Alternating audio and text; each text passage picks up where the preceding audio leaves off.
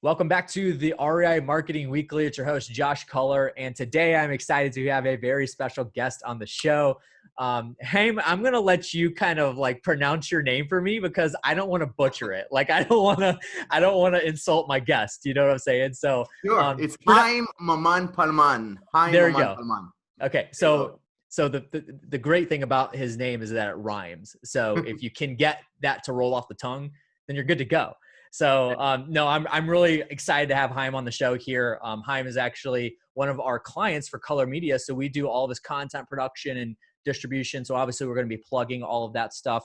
So everything that we're going to talk about in the show today is going to be linked in the description below. So make sure you do go give Haim a follow on Facebook, Instagram. We're going to be doing YouTube a lot now, and just like we'll have all of that link below for you guys. So make sure you go give him a follow. All this content's fantastic. And Haim actually has a very, very like good connection with me because he doesn't just talk about real estate, doesn't just talk about business, entrepreneurship, talks a lot about family, talks a lot about travel and that kind of stuff. And I love traveling. I love my family. And so that's very near and dear to like where I get the feels as well. And so you guys aren't going to just get like this massive dosage of real estate content and entrepreneur content and all that stuff. It's going to be very mixed. And our team's working hard to actually get that mixture in there, and it's and for all that to blend together, because it's, and Haim likes to say it's a lifestyle thing. And so that's actually one of the directions we're going to take this conversation with for him, is building your marketing around the lifestyle that you're actually trying to achieve. And I can assume what direction he's going to go in with that, but we'll let him talk about that. But before we get into it, guys, if you have not already, make sure you have subscribed to this podcast. A lot of great shows that have been going on. And I've got some secrets too, that we're going to actually be coming out with a book for the show. So yes, like if you've ever heard of Tools of Titans with Tim Ferriss, or the Ask Gary V book, Gary Vaynerchuk has a book as well. Like all they did was transcribe all the podcast shows, organize the content, and then put that into a book. That's what we're doing with this as well. So we're going to be talking all things marketing in this book. I don't have an official announcement out yet. Just be on the lookout for it. And you can go to reimarketingweekly.com to keep up to date on that, and also follow me on all my social accounts. And on that website as well, you can actually get the show notes for this show and every other show we've had in the past. So all the resources we list, any quotes that we're talking about, talking points, all that stuff. So reimarketingweekly.com. If you are listening on Apple Podcasts, please, after this show, not right now, but after this show, after we're done wrapping it up and everything, not right now, go back to the review page, and I would much appreciate a 5-star review. Thank you so much for leaving that. And then reach out to me if you have any questions, josh@colormedia.com. So, Haim, let's get this started, man. Let's get it rolling. So what I want you to do for my guests is to introduce yourself, who you are, what you do. Don't be humble. Like we need the context of what has made Haim into the person that he is today. So go ahead and introduce yourself. Yeah, first of all, thanks for having me. I'm excited to be here and share my story. So I live in San Francisco, originally from Israel. Been doing real estate full-time since 2015. When I got started, my only goal was to quit my 9-to-5 job. That was my goal. I wanted to quit my 9-to-5 job. I didn't want to work for a boss. I wanted to create my own value. I wanted to travel more with my family. I wanted to spend more time, work from home and from coffee places. That was my vision. So worked hard, hustle, grind for 2 years until made this a reality on September 30th, 2015. It's my Independence Day. Oh man, you got the date. That's awesome. Date. We celebrate it. It's the Independence Day in the Palman family. Quit my job, went all in, full-time real estate investor, and been able to scale. I started with virtual wholesaling, was my main strategy initially. Then kind of evolved, have been doing fix and flip in San Francisco in a high-end market. So going from high volume, low spread type model with big team, shifted to low volume, high spread deals. So I can just make more by doing less. Again, my guiding principle is to make more, work less, so I can play more. So that's pretty much was my journey. I'm a family man, work from home. My kids are here and like to work from home. I don't like big team. I don't like an office. Just want to get in and out, make money and travel and have quality time with the family. Yeah, absolutely. And this guy, he actually like takes action on what he's talking about as well, guys. So you could see that reflected in the actual content that we put out on his platforms for him as well. And him speaking into that content and bringing everything that he's talking about to life. So again, make sure you do go follow him. But thank you for that introduction. So I know we're going to go in a specific direction, but I have a really quick question. So you're in the San Francisco market. Is that the only market that you've operated in since you started? No, I started virtually. First of all, I started locally buying rentals in California. Yeah. After buying 2 rentals, I ran out of money. So started to look for properties in lower value properties. So started to invest in Memphis, Tennessee. Okay.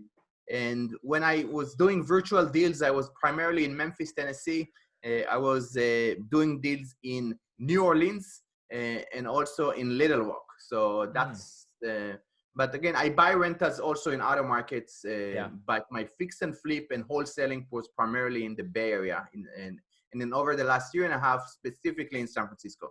So I'm very interested in this, right? So first of all, you probably met Spencer Shadrack, our good buddy, one of my clients as well, which I'm going to have on the show here as well. But like you probably met him during that time you were investing in Memphis. Is that accurate? It's a cool story. Again, I used to invest with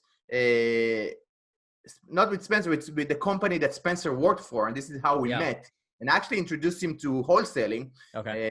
And we actually did few deals together. Yeah, that's awesome. Yeah, he speaks very highly of you. And like I said, we'll have him on the show. You guys are going to love Spencer. Awesome person. But okay, so here's the interesting thought with this, right? So you take a market like San Francisco, which you're very much operating in right now. And we all probably know just in the state that it's in, it's a little bit of a different monster than marketing in a Midwest market like Memphis or Little Rock, and even down to New Orleans. Like those are all probably, Little Rock and Memphis, my assumption is very similar, but New Orleans, I mean, you're talking a little bit different as well. But that's a really drastic difference from Memphis to San Francisco. So what is the differences in the marketing that you're doing? Like, is it harder to market in San Francisco as much as it was in Memphis? Because Memphis is a hotbed too. I mean, like, what are the differences that you see in your marketing efforts between those two types of markets? Yeah, again, very different markets. So San Francisco, the median price point for a single family home, it's $1.6 million entry level home. So just to, again, compare to, I could buy a castle out here. Exactly. So Memphis, Tennessee, again, it's probably like around $100,000. So the sellers here are different. They are more, usually they're more educated. Generally speaking, more educated, more sophisticated. They know they sit on gold, that the property, again, worth $1 million plus.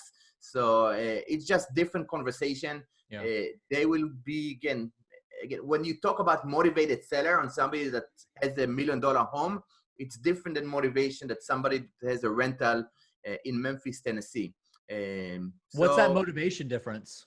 It's just because they know that they're sitting on gold? Yeah, so the concern is less about they need the money. So it's less about financial motivation. It's usually they want a more convenient transaction, more easy to work with without people coming through the property.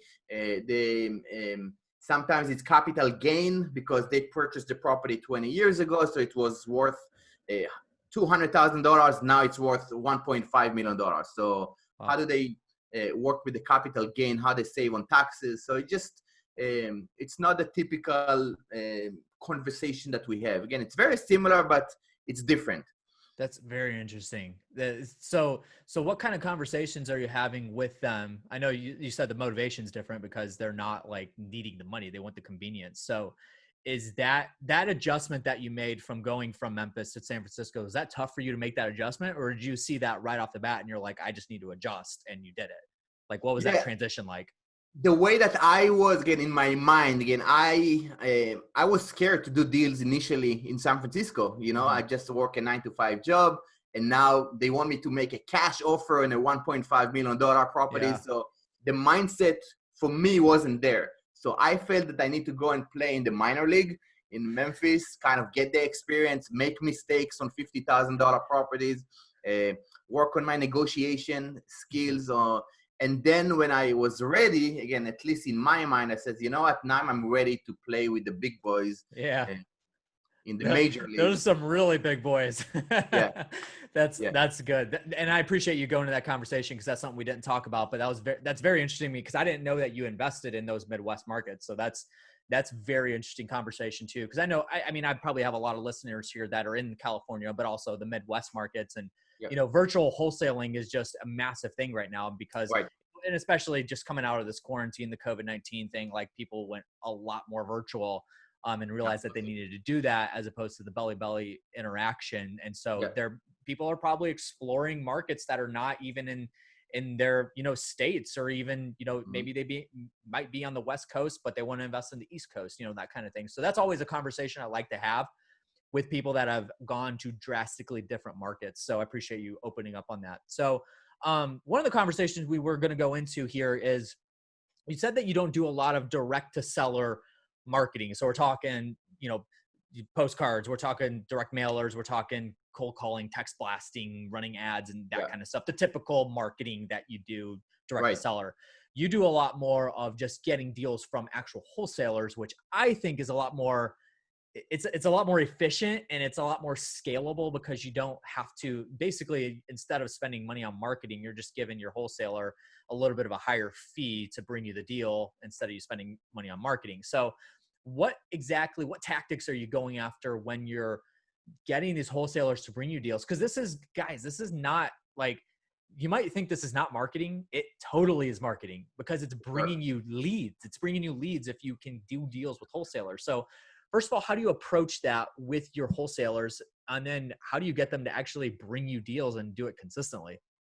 Got it. So it's two sources of leads. It's real estate agents and wholesalers. So I think mainly it's because I don't need a lot of leads, right? So I'm in a market that, again, last year we've done only 5 deals. So I don't need a lot of leads to hit my income goals, because I'm dealing with high spread deals. So I don't need to have a marketing machine that will pump me leads every day and go to multiple appointments. I just need to have a handful of leads and once I see something, again, it's like a lion, like a shark, to go after it. And execution is the key in high-end market. So to make sure that you can execute on a good deal. And this is where I add value, I think, to wholesalers and agents, because they want to work with qualified buyers, to people who can perform in the $1.5 million price point, because it's different than a $50,000 deals in Memphis or $100,000. So the content that I put out there is me actually doing deals, going to the projects, looking that, again, I'm doing a rehab. I'm meeting with agents. I'm meeting with contractors. They see, again, the works being done, the transformation.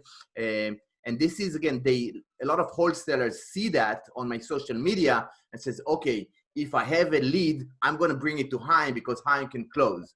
And the same thing I do with agents is kind of position myself. Listen, you don't need to do open house. You don't need to do a lot of marketing. If you want to close and get your easiest commission check in your life, just give me a call when you have a pocket listing, especially when it's a property that it's not presentable. It's, again, maybe it's stinky, maybe it's a hoarder home, and you don't want to meet sellers there and do open house. So just bring me as the investors for one time. I'm going to look at the property, make you an offer, and I can close in 7 days. So you're going to get your easiest commission check in your life. So this is kind of the positioning that I'm putting out there, is authority, credibility, and show them that I can close. Yes. Okay. So what he just wrapped up with, that last sentence, that's exactly what's going on. He's building credibility and authority inside of his market, which tells people, because, I mean, what's the worst thing in the world for a wholesaler that has a deal looking to sell it to somebody, is when they fall out because they don't have proper funding, or they just, they're not a serious buyer. They're just going to lock down the property or whatever. Like, that's a really big deal for wholesalers, because they need that volume to get their paydays, right? And so if they come to somebody like you and they bring you a deal, knowing that you're serious, you are a very serious buyer because you have a track record, you have a portfolio, Yeah. you have, it's out there. Like you put the content out there showing people I am doing deals. So Yes. bring me deals. Then you're building authority and credibility so that, and especially I think something that we might talk about too is building that relationship with those realtors and the wholesalers, because if you screw them once, they're never going to bring you a deal. And, Right. you know, screwing somebody over, that's bad PR, which PR is in the realm of marketing as well. And so this is why we're talking about this. I like having this conversation because a lot of people, you know, they may not be in the boat where they're wanting to do 300 deals a year and they have to do, you know, they have to spend 10 grand a month on marketing in order to bring that amount of that volume of leads in to close that many deals.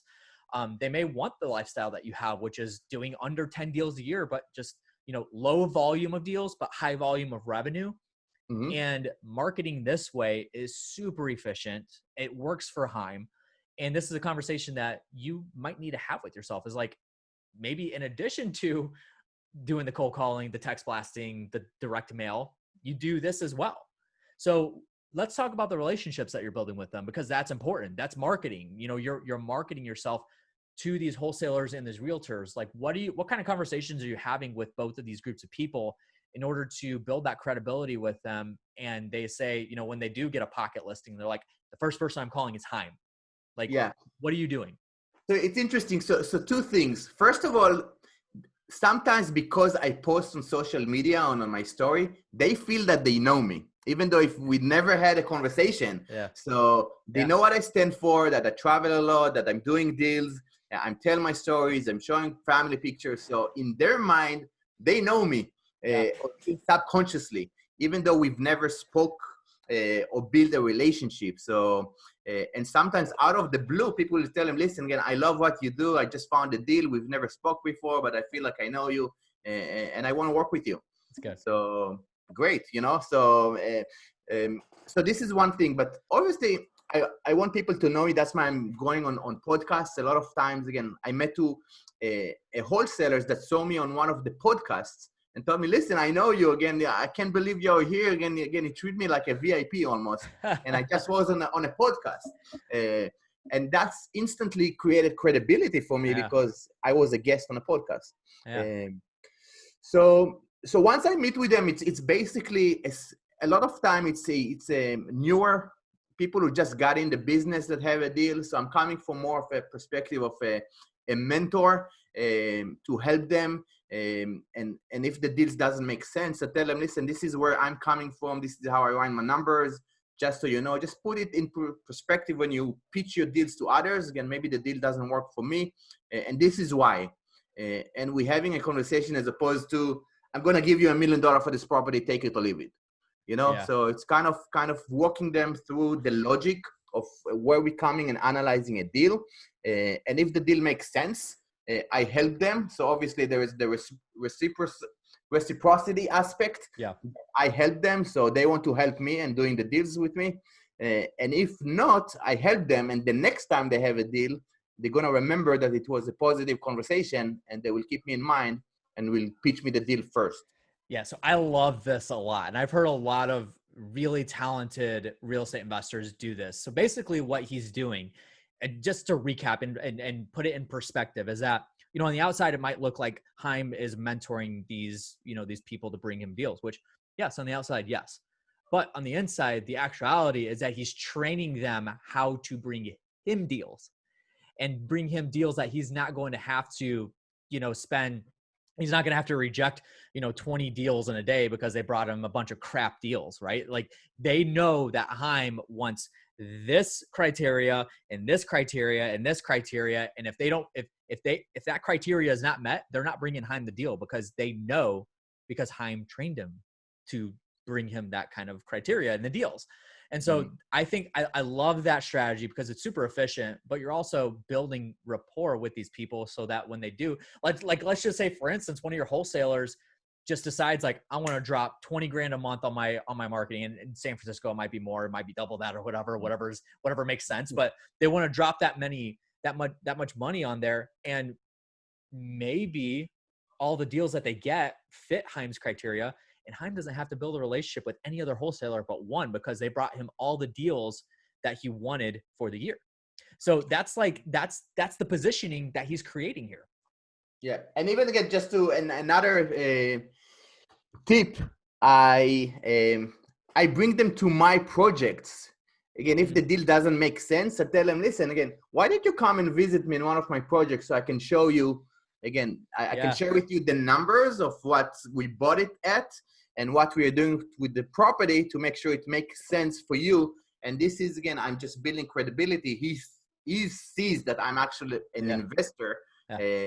And this way, again, he will pitch me the deals and we'll build a relationship. We have another time to meet and discuss. And again, it's a good tip. And another tip is that sometimes I tell them, listen, next time, even before you lock something under contract, I'm happy to help you to negotiate and show you the numbers that it makes sense for you. So when you make the offer, again, you're going to build your profit, your fee that will make sense with my numbers. And this way, again, it's going to be a win-win situation. You'll know that I'm going to close, and I'm kind of leveraging his marketing effort and hustle. He's leveraging my experience and the analysis of the deal, and we make it a win-win.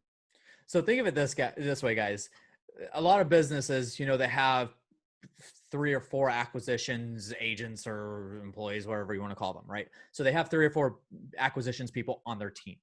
And they got to pay like employee taxes. They've got to, pay them PTO time. Like they got to, if they get sick, that kind of stuff. Like that's what you have to mess with, as opposed to what Haim's doing is he's just building a team of outside bird dogs that if they bring him a deal, it's just 1099ing them. He's not going to have to worry about all this other crap that comes with employees. Like he's just building a team of bird dogs that are bringing him deals. And the reason why this is important is because, you might be in a position where you have a team of that many people, but also build bird dogs because you're going to create some competition there within it so that your acquisitions team is going to be like, oh crap, these bird dogs are bringing more deals than we are. So we got to step it up, and vice versa. And so like the reason why this is marketing though, is because like Haim is marketing himself to these people by building relationships with them. And that's essentially marketing in a nutshell could be like defined as building relationships with your target audience and Haim's target audience. Whereas it might be sellers, him, it's wholesalers and realtors. Yeah. And so that's in a definition what marketing is. So there's obviously many, many different directions you could take that, but that's in a nutshell what it is. So putting that in perspective, instead of hiring employees to be on your team, this might be a good alternative if you don't want to deal with that, is to just have a team of bird dogs built up, and all you're doing is playing PR role and building public relations with them, which is inside of marketing. So and educating them, right? So the value that I bring to them is the education, because a lot of people tell me, listen, I want to work with you, but they don't have money to pay me for coaching or something like that. So I says, you know what? You can drive for dollars for me. And this is the zip code that I work in. And I basically give them a training of how to generate leads. If they want, I can give them resources of how to negotiate. And I just tell this guy, again, I buy in this neighborhood. So I give them a few zip codes, and this guy, I'm going to tell him another zip codes. And then I tell them, whenever you have a lead, I'm happy to work with you and kind of guide you through the process. That's freaking sweet. That's awesome. I love that. So like you guys, this is a great alternative to what you might be doing, or just a supplement to what you're doing already. So, man, well, we got to get you back on the show. We're already done. we already spent our time, but I guess the last thing that I want to cap this off with is, we had set up for another conversation we were going to go into, but maybe we just have you back on the show for a separate conversation for that. Sure, I'd be happy to do that. So you talked about the content. I'm this is not me trying to plug what we're doing for you, but the content that you're putting out, you mentioned, you skimmed over it a couple times, that is what's building a lot of the credibility and the authority. So let's talk about that for 2 or 3 minutes. Like, what are you making sure that goes out on your social platforms in order to build that credibility and authority, so that when a new wholesaler does discover you, they're like kind of looking through your portfolio of content and saying, oh, this guy's serious. He knows what he's doing. So like, what are you focusing on in your content in order to, create that authority in your market? So the strategy is, again, if somebody decides to scale their direct mail, they're just throwing more money into the direct mail. So for me, I'm scaling my authority and my exposure by paying, again, Josh and his team to kind of magnify it and put more to the fire so I can be out there on social media and even create more authority and credibility. And in turn, it will generate more leads for other wholesalers or other realtors. And this is the strategy kind of to put more content out there so people can see that I'm a real investor. And hopefully it will attract other people that would want to work with me, whether they are wholesalers, maybe people who wants to co-invest with me, or other realtor. And hopefully I will attract the right people based on the content that I put out there. Yeah. And that's a good point too, because you're filtering, like, people are going to see in the content if this is somebody that they're going to jive with or not, right? Like you know, like if somebody, like for instance, for me, I get very turned off when I see, you know, flashy cars and suits and gold watches and stuff like that. So if I come across somebody like that on social media, I'm automatically turned off, and I have to meet the person in order to like see if they're actually gonna be cool or not. But that's a good deterrent. Like that's a truth in that, is that people seeing your content are going to relate to that, and it automatically builds that credibility with them. So this is what I'm telling you guys is, like, you know, if you're an active investor, like, you don't just have to put marketing out and content out directly to your sellers, which that should be your primary source if you're marketing directly to sellers. But you could do what Haim's doing and reverse that to where you're almost reverse wholesaling with these people, where they're going out and hunting for deals for you. And you're just sitting back, just like, okay, when you bring me a deal, I'll cut you a check. We'll make a deal, and that's it. I don't got to spend money on marketing. So this is a great alternative for that. I keep saying that, but this is why I tell people, like, keep putting content out there. When you're at a property, like, film your walkthrough so that people can see that you're serious and you're actually doing deals. And then you might have some wholesalers that bring you deals because they see that you're doing deals. So that's a great way to do it. So Haim, I'm going to have to wrap this up, man. Is there anything you want to leave us with? I do want to make sure that people connect with you, and maybe the best way to connect with you, whether it's email, Facebook, or whatever. And obviously, guys, like I said, everything's going to be linked in the description below. But Haim, what's the best way for somebody to reach out to you if they have questions, they want to connect with you, maybe get you on a podcast or whatever? Yeah, I think that my Facebook is the platform that I'm most active on. So it's Haim Mamane Palman is my personal profile, and my Facebook page is the Virtual Wholesaler Guy page. So you can just send me a message. I would love to connect. And I think the tip that I want to leave with is just pay attention what you post on social media. In this day and age, both sellers, wholesalers, others, they're just looking at the page of what you post. If you don't have a profile pictures, again, I don't accept a request from somebody with no pictures, because I don't know who they are, what they do, if it's them, again, if it's not positive posts or something that again inspire me, if it's just negative on how bad the world is, the coronavirus, how many deaths, how many riots, so I don't want to connect with people that just puts negative energy to the world. So I think, again, and that's what attract the right people that you want to work with. The sellers, again, if you are a buyer or wholesalers, once you give them their name, the main things that they're going to do, they're going to research you, they're going to Google you and see what do you put in the world. So if it's all negative stuff, it's one thing, but if they see that you're going to appointments, buy houses, meeting with contractors, being on a podcast, it will build you an instant credibility before they pick up the phone and call you. They will get an idea of who you are and what you stand for. 100%. That's a great tip to leave with. And we're going to end it at that. Haim, thanks so much for being on the show, man. I appreciate you taking the time to be here. I know we went a little bit over time of what I told you, but hopefully that's okay. We went in some great conversations. So thanks for being on the show, and thanks for being a client of Color Media. We love you. We love everything that we're doing for you, and hopefully you feel the same way about it. And, we'll make sure that we get everything linked in the description, guys, below. So everything that you mentioned, make sure you click on that, go follow him on all the social accounts, and reach out to him if you have any questions. So Haim, thanks for being on the show, man. We'll have you back again soon. Thank you. Thanks for having me. All right, guys, that's going to do it for today's episode. Thank you so much for listening into the REI Marketing Weekly. Again, subscribe to the show if you haven't already. If you're on Apple Podcasts, leave a 5-star review with your feedback. Much appreciate that. And then also make sure you are checking out rei.video, a platform where you could go to this website, film your own video content, whether it's with your cell phone, camera, Zoom, whatever. You submit the video, the raw footage. You tell us, you fill out a little short order form. Tell us exactly what you want done in the video. You get it returned in 48 hours, unlimited revisions. So you're going to get the exact video you're looking for. use coupon code FIRSTVID at checkout. You're going to get 50% off your first video. Again, rei.video. Just type that in the web browser and you'll be hooked into that. A lot of great feedback from people using that. So make sure you check it out. Thank you so much for joining in today, and we'll catch you guys on the next one. See you later.